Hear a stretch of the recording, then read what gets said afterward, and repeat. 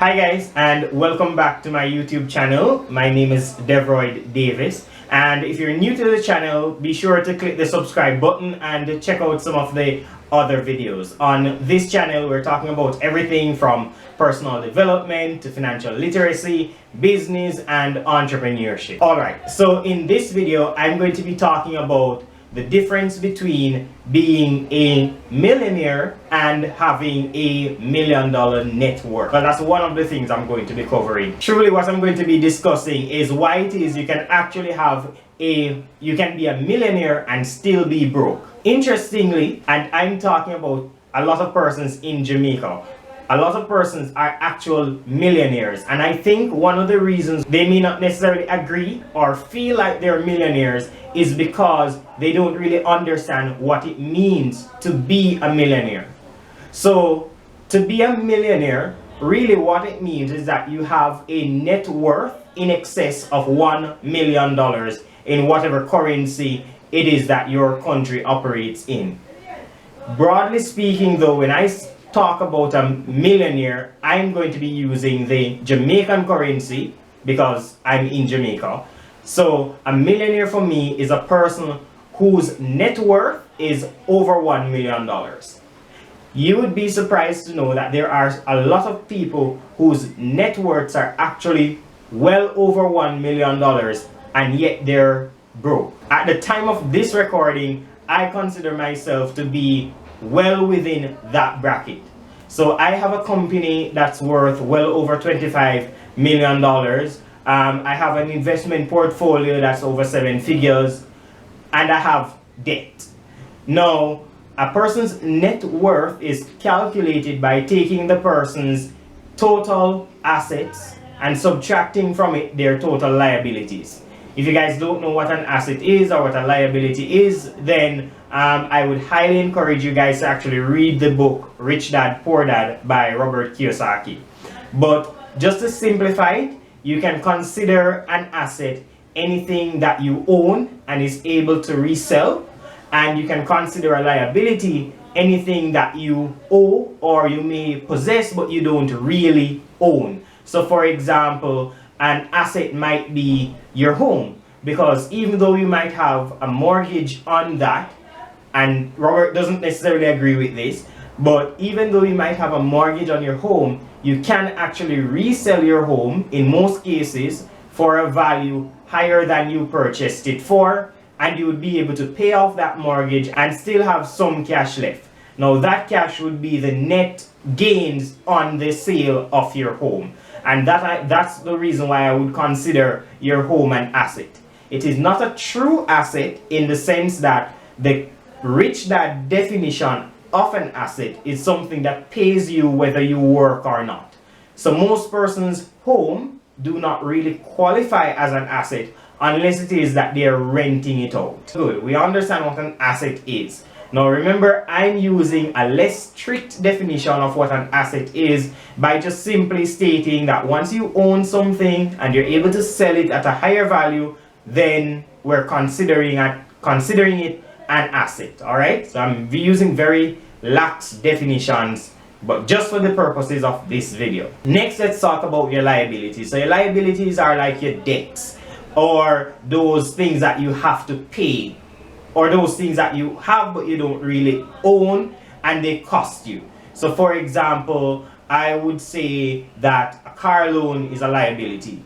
Credit card bills are a liability. Student loan debts are liabilities, and so on and so forth. Alright? A lot of persons are actually millionaires based on the fact that the total value of their assets outweigh the total value of their liabilities. So if you understand what I just said about the difference between an asset and a liability, and about how one calculates a theoretical net worth, you would quite likely agree with me that a lot of persons are actually millionaires in terms of the net worth that they would have if you were supposed to take, for example, the value of their homes and subtract from it like the value of their existing debts, then they would actually end up with, like, say, a net positive $1 or $2 million in cash.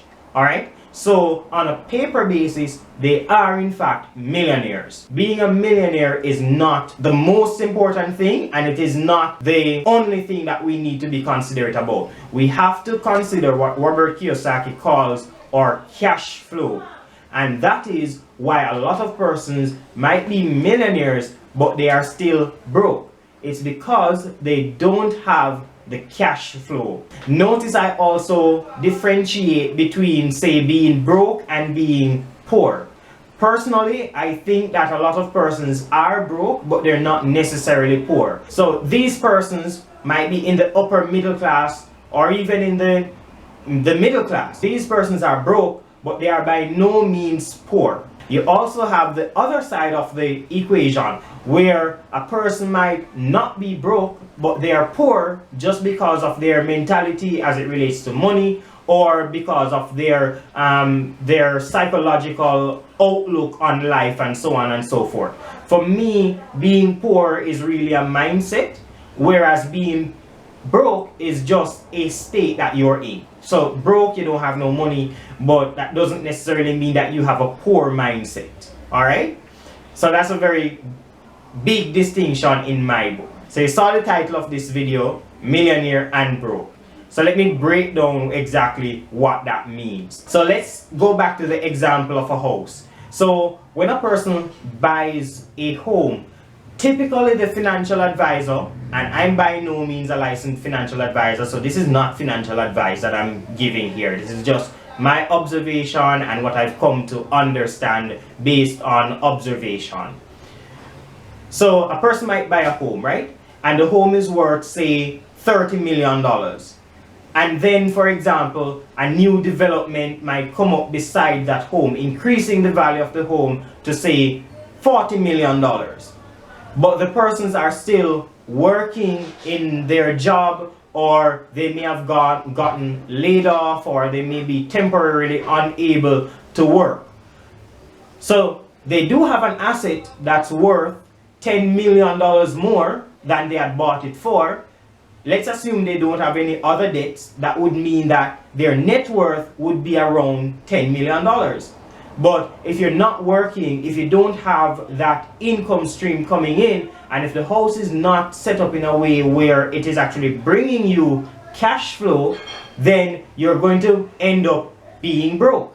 Hence, you're a millionaire and you're broke. Or let's take the other example, where a person starts a business and the business is gaining traction, they're gaining customers or they're gaining users. The value of the business may have gone from literally zero when it was just started to being, say, 15 or $20 million. Let's say this person had taken out, say, debt of like $2 million in order to finance the startup of the business and whatnot. So you have a $15 million business and you have $2 million in debt. You're a multi-millionaire based on your net worth. Your net worth of $13 million makes you a multi-millionaire. And that's why you will see persons like a Jack Ma or a Bill Gates or a Michael Dell or a Mark Zuckerberg with billions of dollars in net worth, but it doesn't mean that they have $1 billion in cash. Elon Musk is one of my favorite examples of this. When Elon Musk actually sold his shares of PayPal to eBay, he is reported to have had around $135 million. So he spent a half of that into SpaceX and he spent the other half in developing Tesla Motors or Tesla Inc. He was basically homeless, even to the point where he was struggling to like pay rent and all of that. But on the Forbes list, they had him as a multi-millionaire. And even now, there are still persons who are launching applications and whatnot that are making them billionaires on paper because their net worths are in the region of billions of dollars. But it doesn't mean that these persons have what we call the liquidity or the cash flow. So yes, they may be billionaires or multi-millionaires and you can still be broke. So guys, basically that's it for this video. I just wanted to explain the concepts, a few concepts in this video, like getting you to understand the difference between what it means to be a millionaire and the fact that you can actually be a millionaire and still be broke. I'm personally in that position. But I'm continuously building my business. And another thing that I guess I'll end on this is that because you may have the asset, you can actually gain access to liquidity. And that's just how most billionaires or millionaires are able to afford the lifestyles that they live. What they do is they use the value of their assets as, for example, collateral to gain access to liquidity. So guys, I hope you've been able to take something from this video. If you're new to the channel, subscribe. If you have any thoughts, comments, suggestions, leave them in the comments below. I'll be in there. We can interact, we can have a discussion. And I look forward to talking to you guys in the next video.